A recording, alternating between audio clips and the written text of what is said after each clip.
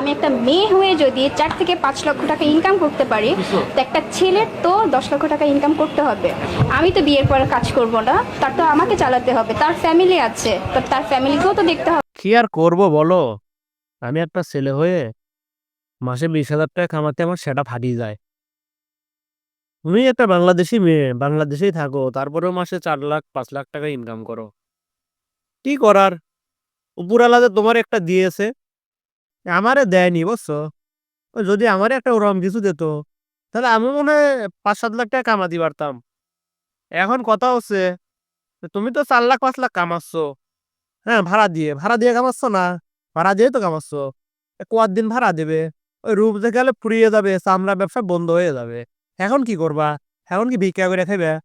4 লাখ 5 লাখ কামাইছো, কিছু কিছু জমাইছো, না জমালি জমাও, ব্যাংকে কিছু রাখো, টাকা পয়সা জমাও। না হলে বুড়ে গেলে যায় 4-500 টাকা দিয়ে কেউ নিত না, মাসে 4-500 টাকা কামাই করে জুলুম হয়ে যাবে নি।